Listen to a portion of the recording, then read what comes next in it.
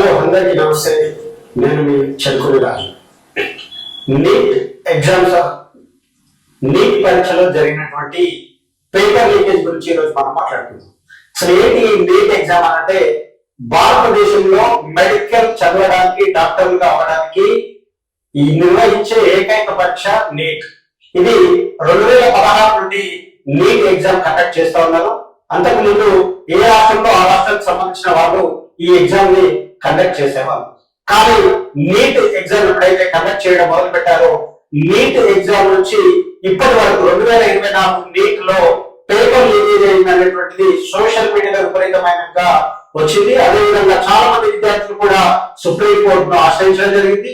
Supreme కోర్టులో exam రద్దు చేయాలి, మళ్ళీ రీ ఎగ్జామ్ ని కండక్ట్ చేయాలని చెప్పి కూడా విద్యార్థులు సుప్రీంకోర్టు ఆశ్రయిస్తే సుప్రీంకోర్టు అది చేయలేం, కానీ ఖచ్చితంగా పరీక్ష పైన జరిపినటువంటి పరీక్షను మేము సమీక్షిస్తామని చెప్పి సుప్రీంకోర్టు కూడా ఆర్డర్ వేయడం జరిగింది. అంటే ఇలా NTA అంటే నేషనల్ టెస్టింగ్ ఏజెన్సీ అని నీట్ ఎగ్జామ్ ని కండక్ట్ చేస్తుంది. మరి నీట్ ఎగ్జామ్ ని కండక్ట్ చేస్తున్న క్రమంలో నీట్ ఎగ్జామ్ లో పేపర్ లీకేజ్ దాదాపుగా 23,37,000 మంది విద్యార్థులు నీట్ ఎగ్జామ్ కి ఈ సంవత్సరం 2024లో హాజరయ్యారు. గత సంవత్సరంలో 20 లక్షల మంది హాజరవ్వడం జరిగింది. మరి 2016 నుంచి కనుక మనం చూసుకుంటే 2019, 2020లో మొదటి రౌండ్ ఒకరికి వచ్చింది. 2021లో అయితే ముగ్గురికి, 22లో ముగ్గురికి వచ్చింది, 23లో కూడా ముగ్గురికి వచ్చింది. కానీ ఇక్కడే అసలు మిస్సింగ్ కనిపిస్తా ఉంది. ఏంటి అంటే 2024 నీట్ పరీక్షలో ఒకేసారి 67 మందికి ఫస్ట్ ర్యాంక్ వచ్చింది. అందులో 8 మందికి ఒకే ఇన్స్టిట్యూట్ నుంచి పరశురామ్ రాయ్ ఓవర్సీస్ కన్సల్టెన్సీ నుంచి నిర్వహిస్తున్నటువంటి ఏజెన్సీ ద్వారా వారికి 8 మందికి ఒకే ఇన్స్టిట్యూట్ నుంచి ఫస్ట్ ర్యాంక్ వచ్చింది. అదేవిధంగా వీరంతా కూడా రాజస్థాన్ కి చెందినటువంటి వారే. మరి 67 మందికి ఒకేసారి ఏ విధంగా వచ్చింది అనేది పెద్ద మిశ్రబుల్ ప్రశ్నగా విద్యార్థులకి అయోమయానికి గురి చేసేటువంటి పరిస్థితి. ఇక రెండో అంశం వస్తే మార్కులు ఏ విధంగా ఉంటాయి నీట్ లో మార్కులు అంటే నీట్ లో 180 క్వశ్చన్స్ ఉంటాయి.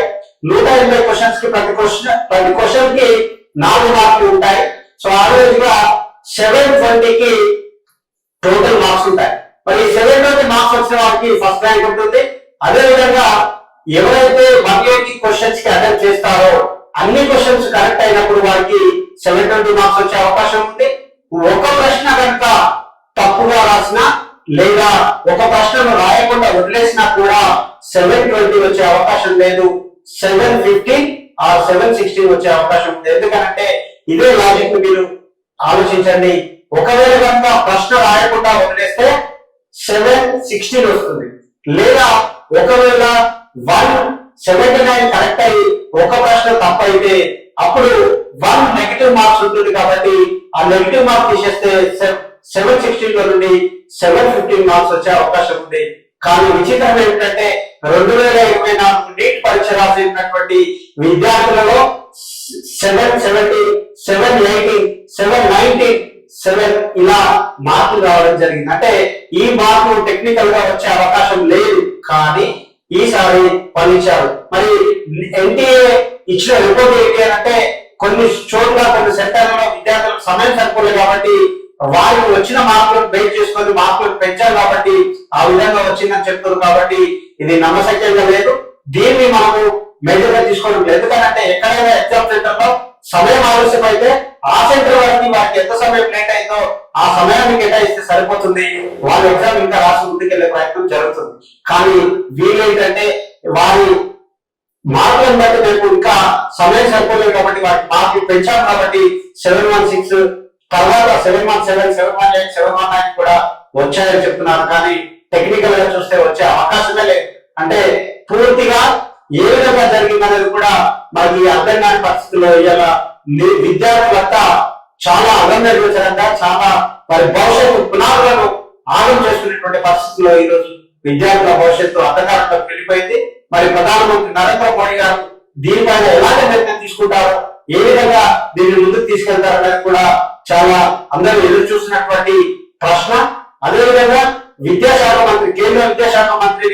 నలుగురు సభ్యులుగా ఒక నివేదిక కమిటీని ఏర్పాటు చేసి దాని మీద యాక్షన్ ప్లాన్ తీసుకోమని కూడా చెప్పడం జరిగింది. కానీ మరి నీట్ ఎగ్జామ్ లో నీట్ అంటే మనకు తెలుసుకోవాల్సినటువంటి అంశము నీట్ అంటే national eligibility cum entrance test. అంటే దీని ద్వారా మాత్రమే మెడిసిన్ చదవాలనుకున్నటువంటి విద్యార్థులను ప్రామాణికంగా వారు ఏ మెడికల్ కాలేజ్ లో అడ్మిషన్ రావాలనేది ఈ టెస్ట్ ద్వారా మాత్రమే ప్రామాణికం చేస్తారు.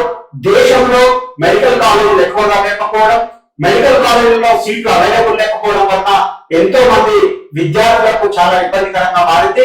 కానీ అభివృద్ధి చెందుతుందని చెప్తున్న భారతదేశంలో ఇంకా మెడిసిన్ చదవడానికి వ్యవస్థ సరిగా లేనటువంటి దుస్థితి ఈ రోజు ఈ దేశంలో దాపరించి ఉందనంటే మనం ఆలోచించాల్సినటువంటి అవసరం ఉంది.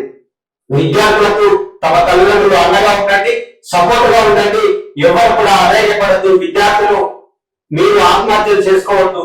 విద్యార్థులు గత సంవత్సరంలో 13 లక్షల మంది దేశవ్యాప్తంగా చనిపోవడం జరుగుతూ ఉంది. ఆత్మహత్యలు చేసుకొని చనిపోవడం జరుగుతుంది. ఇది ఈ దేశానికి చాలా సిగ్గుచేటు అని కూడా నేను తెలియజేస్తాను. కాబట్టి మనము ఇప్పుడు నీట్ రాసినటువంటి విద్యార్థులు కూడా మీ మార్కులను మీరు చెక్ చేసుకోండి. మనము ఒకరి ప్రశ్న పత్రాన్ని మనం చూస్తే వారికి వచ్చిన మార్కులేమో 384 అయితే వారు రిజల్ట్ లో ఇచ్చింది 304. అంటే 80 మార్కులు అక్కడ అర్థం కాకుండా ఎక్కడికి వెళ్ళాయో ఆ విద్యార్థికి కూడా తెలియని పరిస్థితిలో ఈ రోజు నీట్ రిజల్ట్ ఇచ్చారు.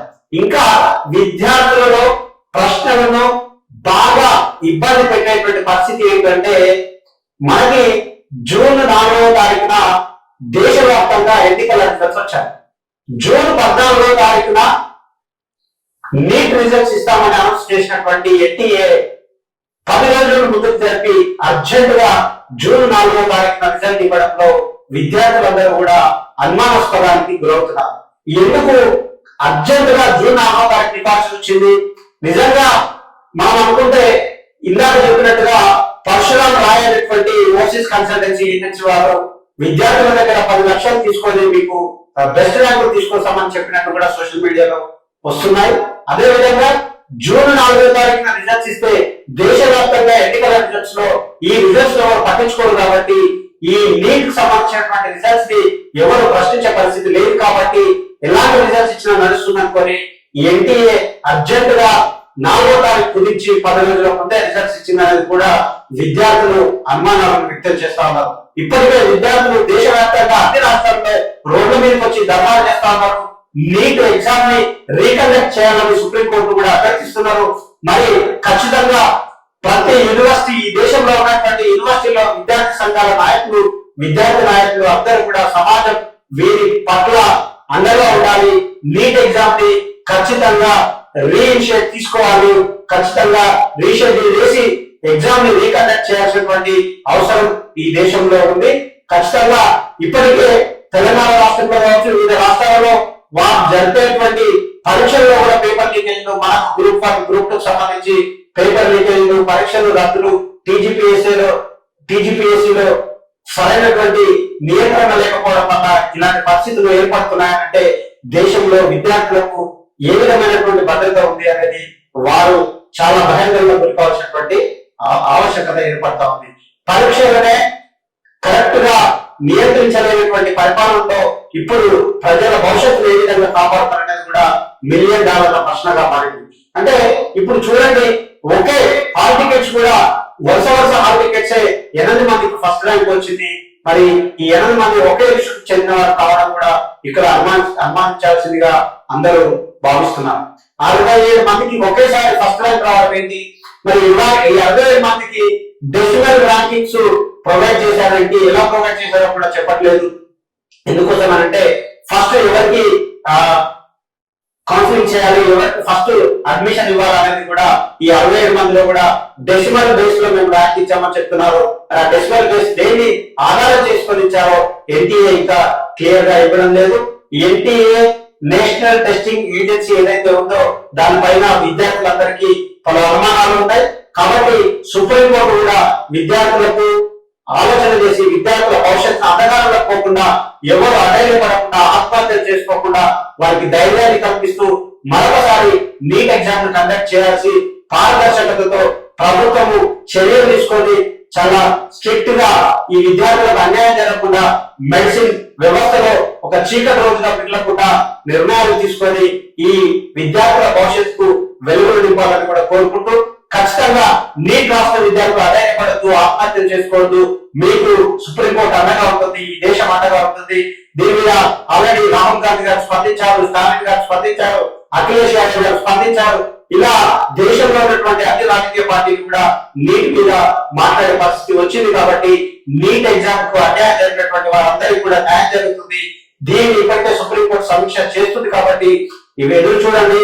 మీరు ఈ యుద్ధంలో పోరాటం చేస్తూ ముందుకు సాగండి, అంతేగాని అధైర్యపడద్దు, మీ జీవితాలను ఆదా చేసుకోవద్దు. ఖచ్చితంగా నీట్ ఎగ్జామ్ లో జరిగినటువంటి అన్యాయాన్ని తీవ్రంగా ఖండిస్తూ వారికి వెంటనే న్యాయం చేయాలని కూడా మేము డిమాండ్ చేస్తా ఉన్నాం.